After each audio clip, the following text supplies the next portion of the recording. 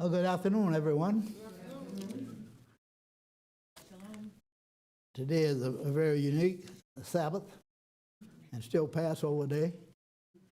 Christ has just been taken off the cross about an hour and 15 minutes. They're preparing to bring him to the Garden Tomb.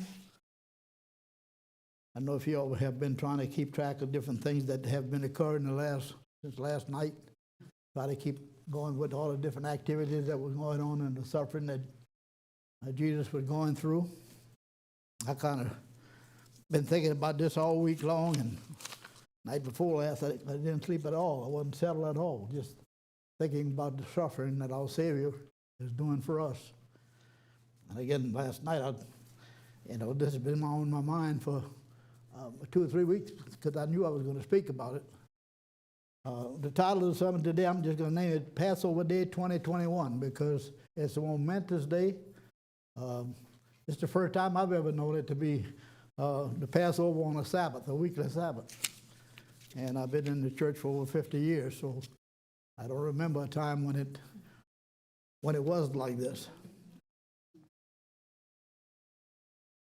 And today I want to go through some activities that happened on the Sabbath in 31 AD, hour by hour, and we're going to use the Roman calendar, where like Passover started last night at 6 in Jerusalem, and Jesus was with his disciples until about 10 o'clock before they went out in the garden to pray.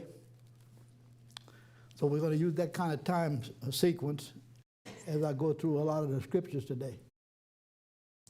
And as Jesus Christ was trying to prepare for the Passover, there was never a precedent for that before. This is the first Passover they're taking. The disciples didn't know exactly what was going to take place.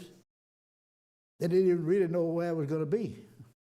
And Christ told them to look for the man that had the pitcher.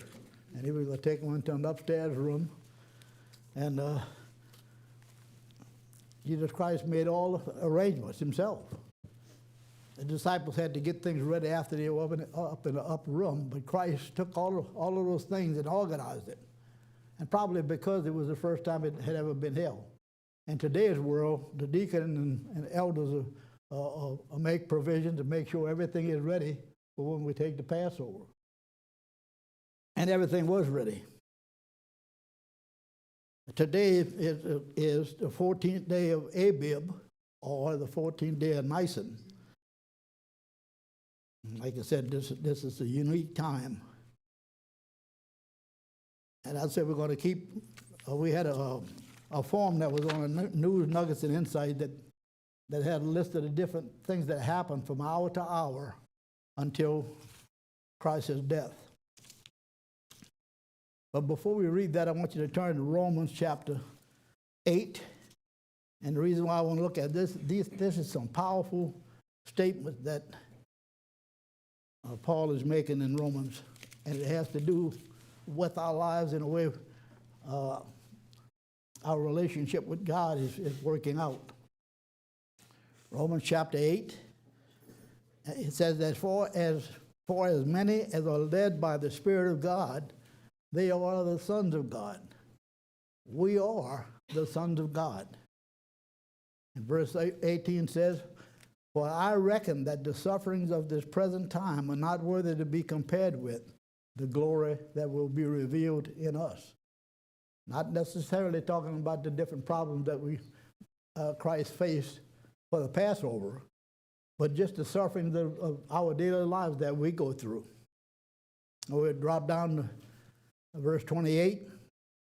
We know that all things work together for good to them that love God, and to them that are the called, not just those that are called, the called, according to his purpose, whom he did foreknow, he also did predestinate to be conformed to the image of his Son, that he might be the firstborn among many brethren.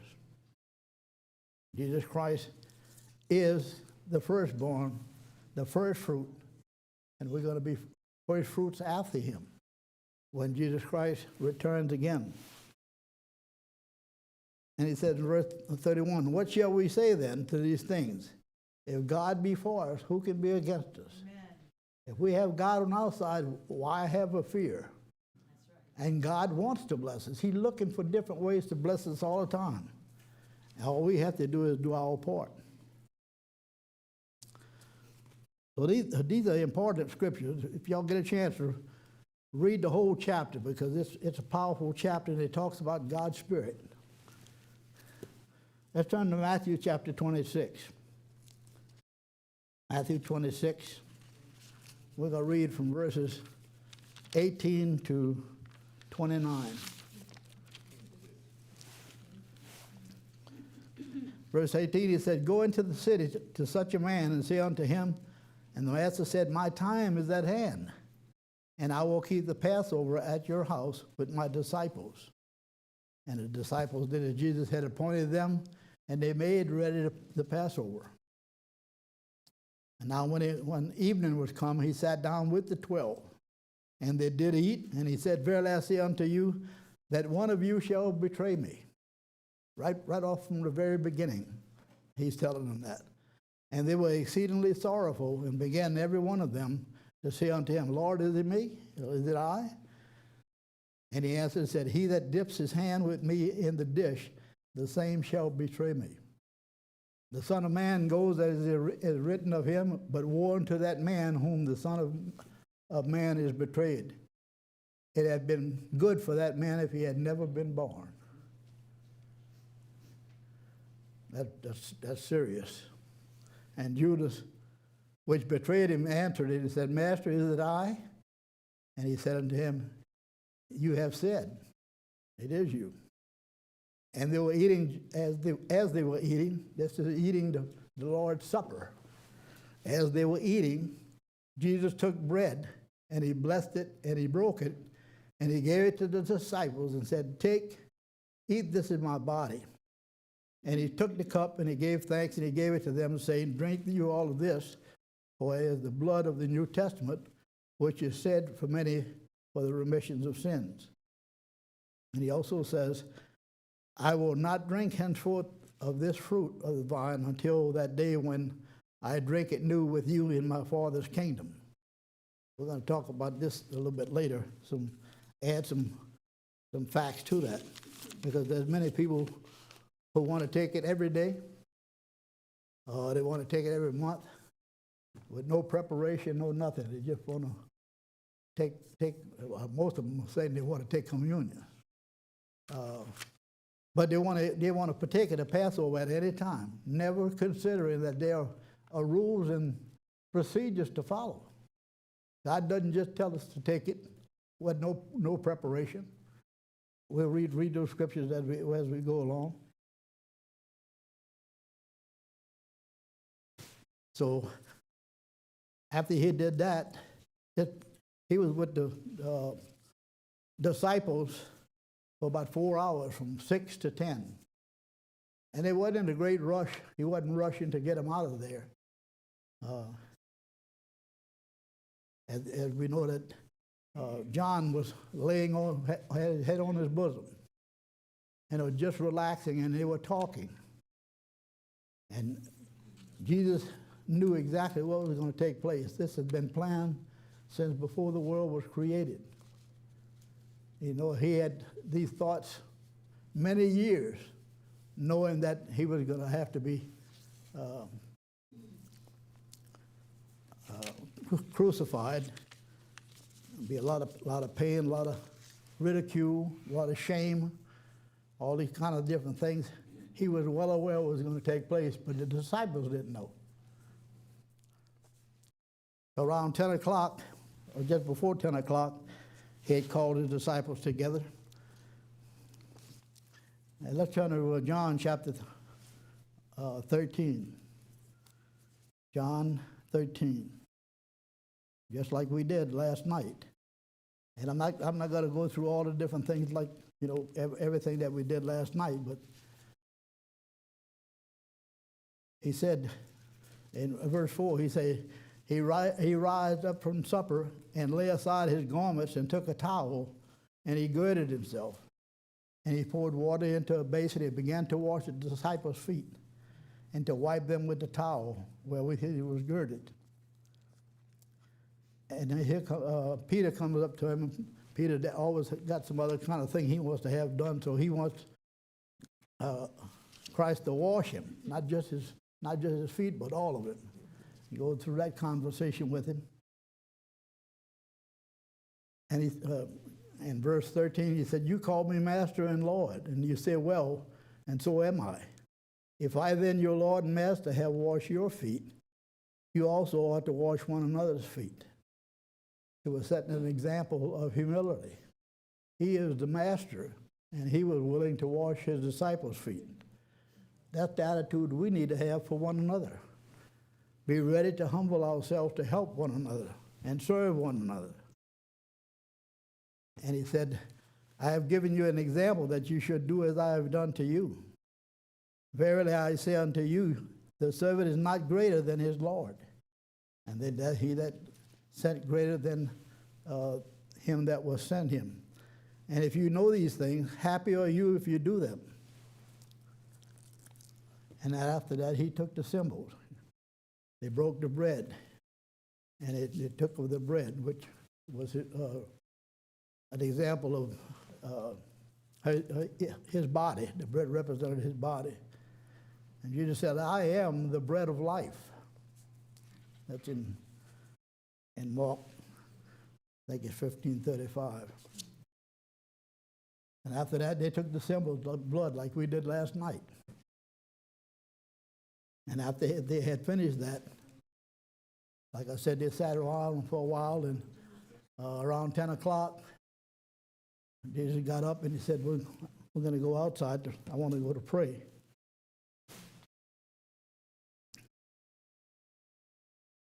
Let's turn to John 18.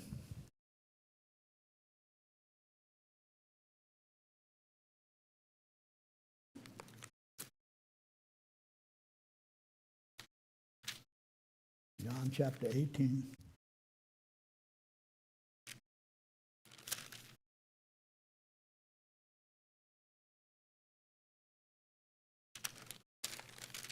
I want to read verses 29 through 38. Oh, that's farther along than what I want to go. I got the wrong scripture. I might mention here that in John 8, verse 33, let's take a look at that.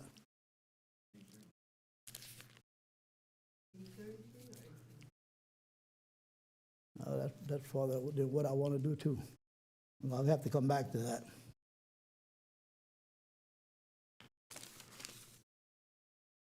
Let's turn to Luke 23. That's farther ahead than what I want to go to. I'm missing one of my scriptures. Anyhow, they went out to pray. They went out to the garden to pray. And all of the disciples followed him. But he asked James and John and Peter to follow him and come closer and come with him. Now, Peter and James and John were friends since they were young boys. They knew each other well. They may even have lived together with Zebedee. He taught them how to fish and all that kind of thing. So they were good friends, and they were dedicated to Jesus Christ. And Jesus called them with Andrew. The first four disciples that he chose was Andrew and Peter and James and John. And he wanted them with him. And he went to pray in the garden. And he was praying. And he was about as far as you could throw a stone away from his disciples. And he prayed and he prayed. He had prayed like his sweat was like drops of blood. Very, very heavy and very serious about the things that he was doing. He went back to check on Peter and James and John, and they were sleeping. Their eyes were heavy. They couldn't stay up, and he said, "You should be up here praying and asking God to keep you from being tempted." And he told them that a couple times. And he prayed, and when he finished praying, guess it was around 10 o'clock. Then he walked out, and then the Jews came to him, and they got him, and they took him, and they wanted to bring him to Pilate. Let's see if I can get my scriptures back again.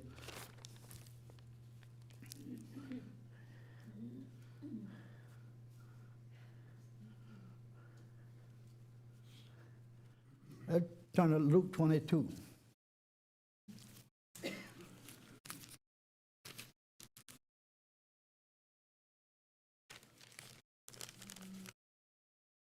Luke chapter 22.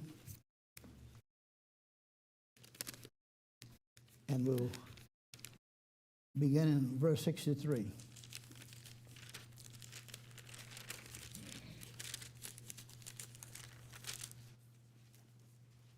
He said that Peter went out, and they wept bitterly. The men that held Jesus mocked him and smote him. They had wanted to kill Jesus 2 days before the Passover, but they were so concerned about the multitude that was following him, they didn't do anything. But they decided to do it after the Passover.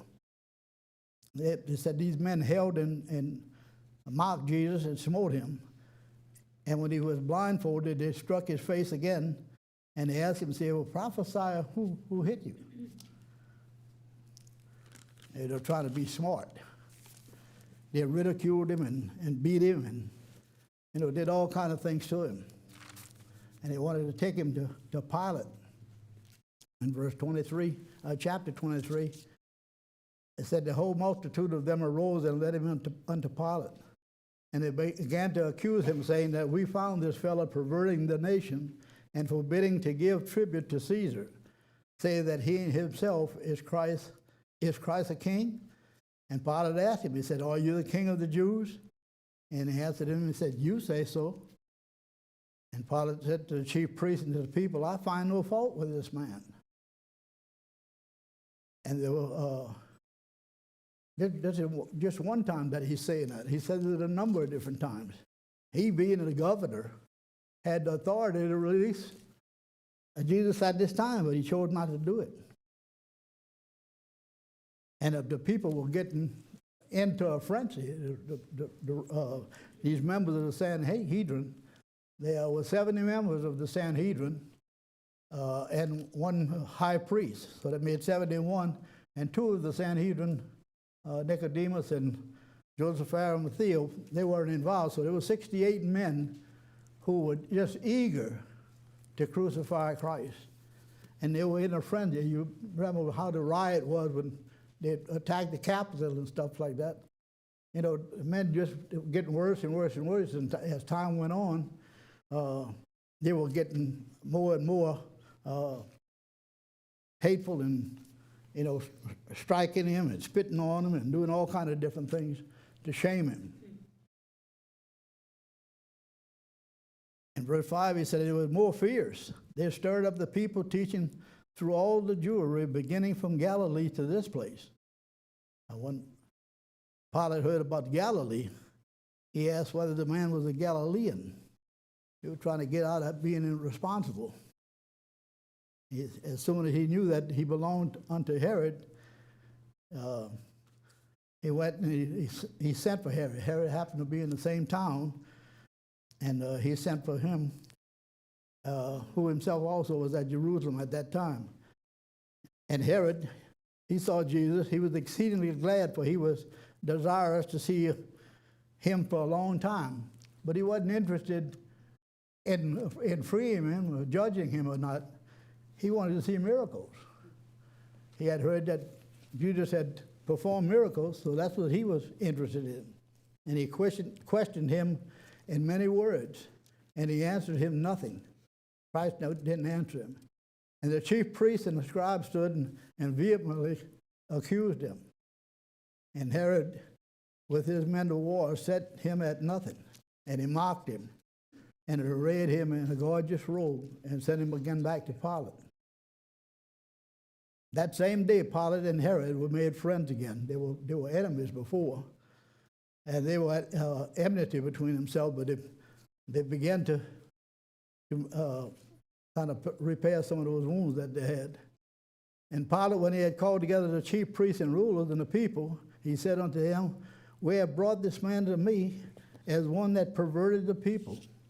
And behold, I have examined him before you, and have found no fault in this man, touching those things whereof you accuse him. No, not yet, Herod, for I set you, and lo, nothing worthy of death is done unto him. Again, Pilate finds him to be innocent. And they all cried out again, in verse 18, Away with this man, release Barabbas to us. For a certain sedition they made the city for murder, and they cast him in for a certain sedition. Barabbas was in there because of murder, and they cast him into prison. And Pilate, therefore, willing to release Jesus, spoke again to them, and he cried, Crucify him, crucify him. And he said unto him the third time, What evil has he done? He said, I have found no cause of the death in him, no cause for death in him. I will therefore chastise him and let him go. And they were instant with their loud voices, requiring that he might be crucified. And the voices of them and the chief priests prevailed. They were in a frenzy, just going wild, because they all wanted to have Christ crucified. So Pilate changed his mind. He gave sentence that it should be as they required, and he released them unto him for sedition and murder, and was cast into prison. And whom they desired, but he delivered Jesus to their will. So they let Barabbas go, and now they're going to try to crucify Jesus Christ. And as they led him away, they laid hold on Simon, a Cyrenian, coming out of the country. They got him to bear his cross, that he might be able to help Jesus carry that cross. And they followed him, a great company of people and women, which had prevailed and lamented to him. And Jesus, turning their way, said, Daughters of Jerusalem, weep not for me, but weep for yourselves and for your children. For behold, the days are coming in which they shall say, Blessed are the barren, and the womb that they never bear, and the paps which they have never gave suck. And then shall they begin to say at the mountains, Fall on us, cover us. For if they do these things in the green tree, what shall be done in the dry? And at this time they had the thieves. Before they were going to get the chance to crucify him, they had to scourge him. When the decision was made that they were going to crucify him, they were going to scourge him. I want to read a little about what scourging involves. The full gospel don't talk too much about the punishment and the scourging that they did. But scourging is done, like I said, before the crucifixion.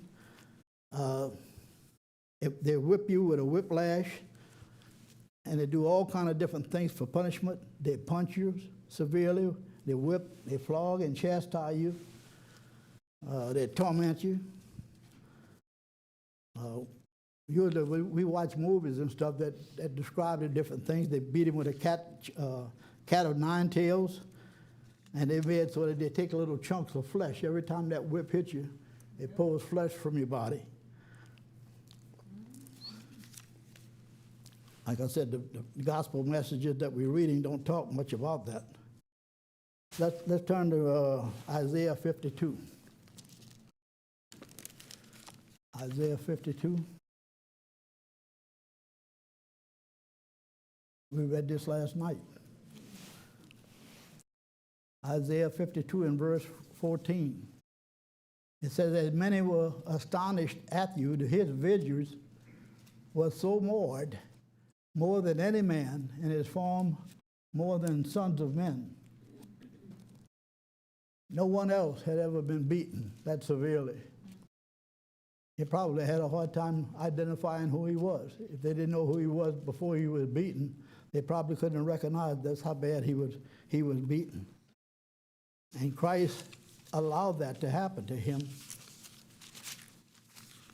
for us. He allowed those individuals to beat him so that we could be healed. Marvelous.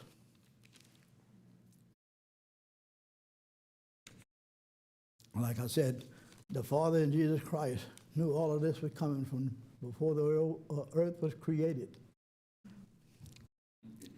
He knew he was going to shed his blood for us, and we knew that he was going to allow them to beat him mercilessly.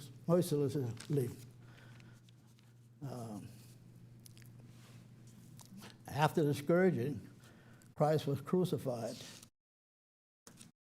This was 9 o'clock in the morning. They crucified him. They put him on the stake. He stayed on that cross, that stake, 6 hours.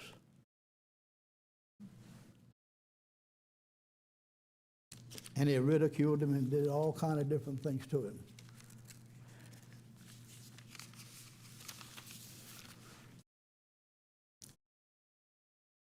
This was a Wednesday at 9 o'clock. He'd been through the mill. You know, they did all kinds of things all that time. I remember back in the late 70s, there was some confusion in the church because there were so many different things that took place in that 24-hour period that people in different churches began to believe that they had too many activities to be done all in one day. They would say that the Passover and the beatings that he took longer than 24 hours. And they might have thought that way for a couple of years. People talked about it. There's no way they could have did all that thing in 24 hours. But as we know, they were done.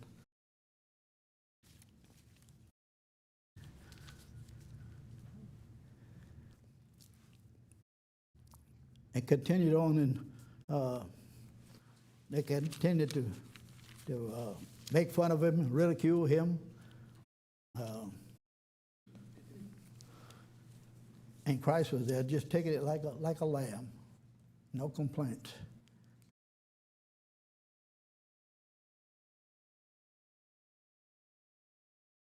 Let's take a look at Mark 15:25. Mark 15:25.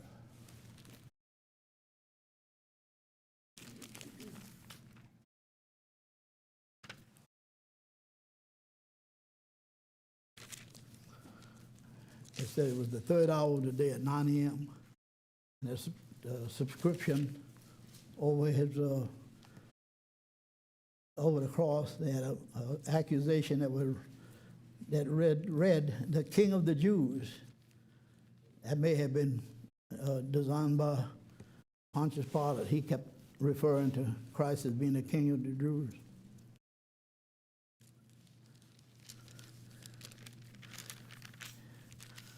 The next major thing happened at noon. The sky got dark.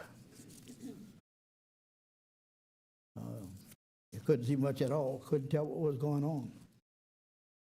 And the people that were doing this to him were Jews, but not the Jews that are descendants from Jacob. These Jews, these high priests and all these different individuals were Jews, but they were descendants of Esau. We never ever considered that before. But Esau they were descendants of Esau. Let's take a look at that in John.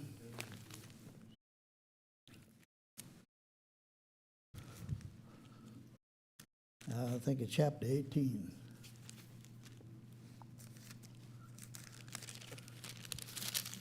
John chapter 18. We'll begin reading in, no, that's not it. Maybe John chapter 8. Yeah, John chapter 8 and verse 33. This is what it said. They answered him and he said, "We be Abraham's seed and were never in bondage." the descendants of Jacob were in bondage. They were in bondage in Egypt. But we know that Esau had promised that he was going to kill Jacob when he got the opportunity. And we also know that Esau married a Hittite woman, and they had children. He had 3 different wives. He had children all over the place. They covered a lot of distance and a lot of land. Some of his descendants went out to Rome. We'll talk about that too. And they called them, they were German Jews. When Esau first got married, he married a Hittite woman. And the Hittite individuals, the family, I was talking to Mr. Carey last night about the German Jews. They have elongated noses and they got a little curl on them, curl on their nose. I know a lot of individuals like that. And I was looking up some things this morning about the Hittites and the Sioux Indians. They have the long extended nose and they got a little curl on the end of it. The ones in Rome were descendants of Esau, and they were Germans. And they were a proud people. When I was just a young boy, I have an uncle that served in World War II. And I guess I was about 13 or 14 years old, and I used to go spend a vacation with him in the summertime. He had brought back a whole lot of different memorabilia from the war. He had a motorcycle, he had a uniform of one of the officers, had the metal helmet, for protection. He had daggers and I can't think of the word now, the thing they put on the end of the bayonet that you put on the end of your rifle. He had all that kind of stuff. He had boots and stuff from the Germans. And he talked highly about those Germans. He said they were a very wise people. They're hardworking, very dedicated. That they were vicious fighters. If God wouldn't have blessed us in that war, we could have easily lost it. It wasn't because of our strength necessarily that we won. These Jews were very vicious.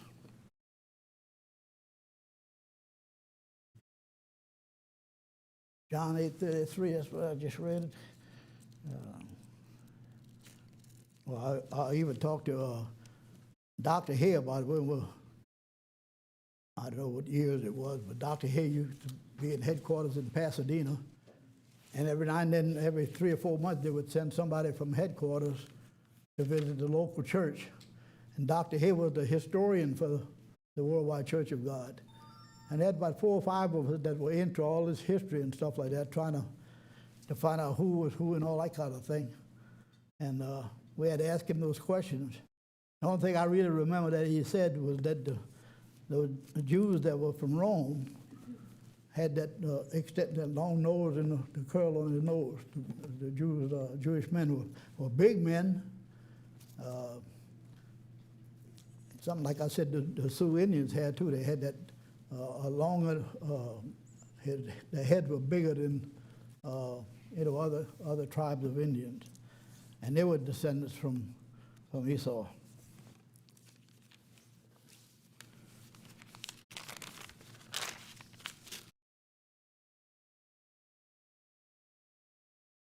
When Christ was on the cross,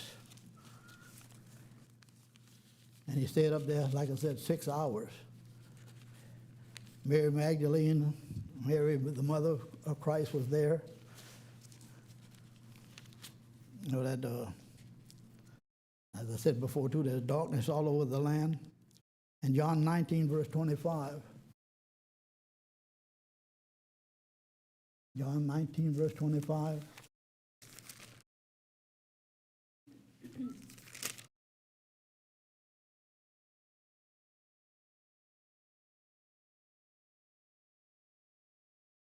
Verse 25 says, "Now there stood by the cross of Jesus his mother and his mother's sister, Mary the wife of Cleophas, and Mary Magdalene. And when Jesus saw his mother there, it wasn't going to be long before he would die from all the different beatings that he took. John, the disciple that Jesus loved, was standing there, and he told John, he said, "Behold, he said, woman, behold your son." And then he said to his disciples, he said, "Behold your mother." He was telling John that he wanted John to take care of his mother because he knew he was facing death. In verse 30, it says, when Jesus therefore had received it, verse 29 says, they set a vessel full of vinegar, and they filled the sponge with vinegar and put it on his lips. And he said, when Jesus therefore had received the vinegar, he said, "It is finished." And he bowed his head and gave up the ghost, gave up his spirit. It was a rough time. Now, him being dead, they had to remove his body from the stake. And the two individuals that took him down off the cross was Nicodemus and Joseph of Arimathea. And Joseph of Arimathea was a wealthy individual, so he went out and he bought some linen, and he wrapped his body and prepared him to put him in a tomb. And the tomb that he was going to put him in was one that Joseph had arranged, was making for himself. He had hewn it out of the stone, and thankfully it was close by, so it didn't take that long to get it to that tomb. It was a big tomb, too, because after Christ was risen, they walked in the tomb and saw the linen clothes folded on a little corner of the stone.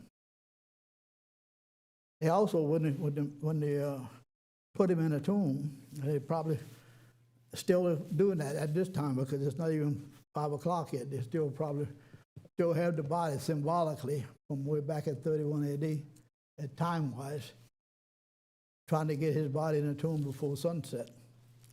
And when he had hewn out the rock into the stone to put the body in there, they made something like a little trough coming from the bottom of the tomb. It almost looked like you were making a drain for the water to come out of that tomb. But what they were doing, when they rolled that stone close to it, they had using a leverage principle where you can push a log or a pole or some type of timber and put it underneath that stone and raise it up with leverage and push that stone into the tomb and cover the opening of the tomb. Like I said, that hadn't happened quite yet, time-wise.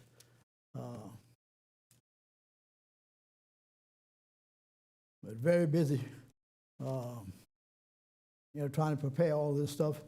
Before they put the body in the tomb, they had put different perfumes and different ointments on him before they put the linen clothes on him. I didn't say this in the beginning because I lost myself in my notes, but the scriptures are used to prove different things. I got a couple of different examples of how to prove that Christ did not die on a Good Friday. In John chapter 19 and verse 31, it says, the Jews therefore, because it was a preparation that their body should not remain on the cross on the Sabbath day, for that Sabbath day was a high day. So this was the Passover. It wasn't a Sabbath, but the day following that high day was the first day of unleavened bread, not a Good Friday. On that particular day in 31 AD, this was a Thursday. Oh, no, it wasn't a Thursday, it was a Wednesday evening. And they put him on there just before sunset at dusk. And he stayed in the grave Thursday from sunset at the beginning of the day to Friday, and then from Friday, that's the second day, from sunset to sunset not sunset to the morning the next day, 24 hours, that's 2 days, and from Friday night to Saturday night when he was resurrected with 3 days and 3 nights. Not from Good Friday where you would have, if you put him in the evening on Good Friday, you would have Friday to Saturday, 1 day, 1 night, and it would be Monday before he would be resurrected. So that just, and Johnny was the only one that noted that that was a high day. Might also look in Luke chapter 23, I think it is.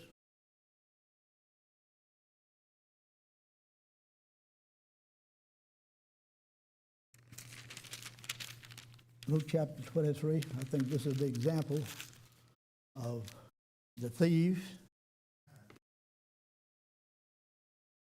where he was speaking to the thief that was saying he was sorry, and he knew that Christ did not do anything wrong that caused him to lose his life.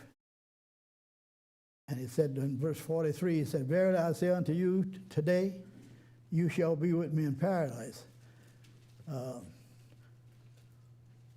In the scripture itself, they have the comma after thee. It should be after today. "Verily I say unto you, today you shall be with me in paradise." And you can prove that's where the comma belongs by looking at Mary Magdalene. And when she saw Christ was resurrected, he told her, "Don't touch me." It was 4 nights and 3 days later, and he was still telling her, "Don't touch me," because I hadn't been ascended to the Father.